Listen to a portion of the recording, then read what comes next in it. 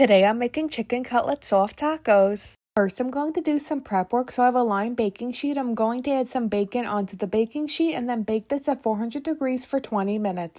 Next I'm going to make the dipping sauce, so in a bowl I have 2 cups of sour cream and then I'm going to add 1 packet of ranch seasoning and mix that up until combined and then put this in the fridge for later.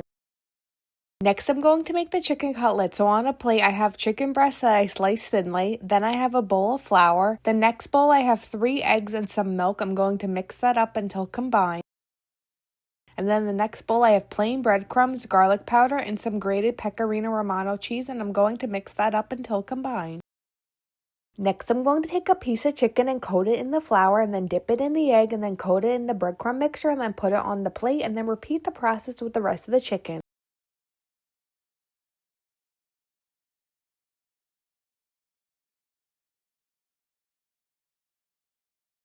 I have a pan on medium heat with some olive oil in it. I'm going to add the chicken into the pan and let this cook for a few minutes. After a few minutes, I'm going to flip over the chicken and let it cook on the other side. Once the chicken is done, I'm going to add it onto a baking sheet with some paper towels to drain off the excess oil and then continue making the rest of the chicken. Now I'm going to build the soft taco, so I'm going to add a few pieces of the chicken that I sliced up, and then I'm going to add some of the bacon. I chopped that up, and then I'm going to add some shredded cheese on top.